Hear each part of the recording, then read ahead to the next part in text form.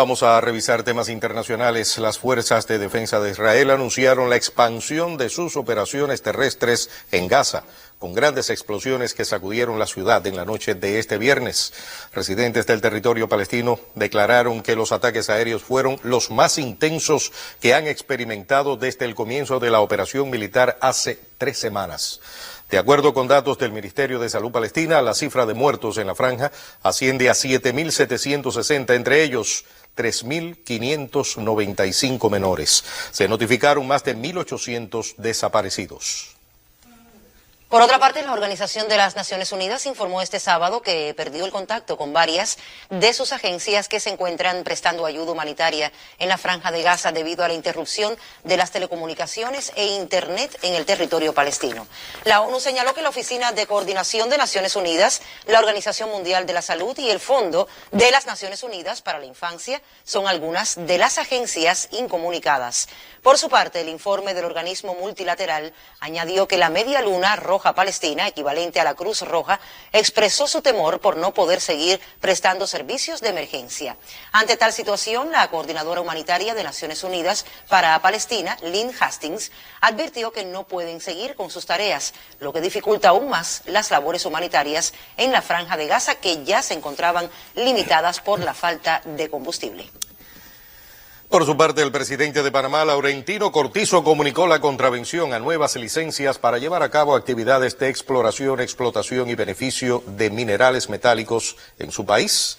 En su cuenta, en la red social X, el mandatario informó que serán rechazadas todas las solicitudes de minería metálica nuevas y las que estén en trámite. La prohibición será efectiva a partir del día de hoy. Y esta es la respuesta urgente a varios días de protesta ciudadana que ya dejan más de 400 personas presas. Las manifestaciones populares ocurren por motivo de la rúbrica el pasado 20 de octubre de una ley que autoriza, entre otras compañías, a la minera Panamá, subsidiaria de una transnacional canadiense, a explotar por 2 décadas de la mayor mina de cobre en Centroamérica. Y falta un mes para la toma de posesión del presidente electo de Ecuador y empresario millonario Daniel Noboa, y los analistas políticos aún se preguntan cómo un candidato que comenzó la campaña con 3% de intención de voto se sentará en el sillón de Carondelet. Esta y otras dudas sobre las recientes elecciones en el Ecuador se aclaran en la entrevista que nos trae a continuación nuestra corresponsal en Quito, Lourdes Tusser.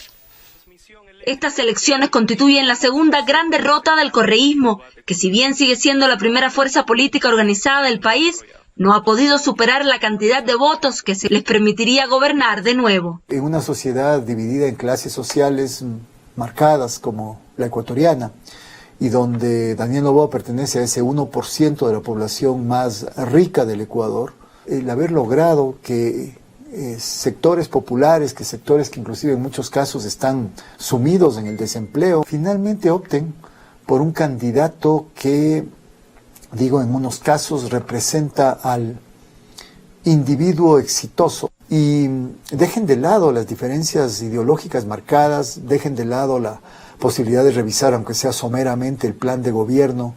Va a tener que hacer un esfuerzo enorme la Revolución Ciudadana como movimiento, como el mayor partido, digamos, organización política del Ecuador en estos momentos, pero va a tener que, algunos hablan de reinventarse, yo diría renovarse, y creo que va a tener necesidad de transformarse también. Con vistas a las elecciones del 2025, el profesor ve una sola opción, si se quiere que el modelo neoliberal no permanezca en el país. La potencialidad siempre presente de poder conformar un frente mucho más amplio, de donde los acuerdos se den sobre la base de los puntos y similitudes que tienen en común, digamos, las izquierdas y la centroizquierda de Revolución Ciudadana, y un momento determinado puedan ahí sí, renovando inclusive, tal vez inclusive cuadros. A mí me da la impresión de que a ratos no escuchan lo que se está hablando en la sociedad y lo que están pidiendo sectores sociales.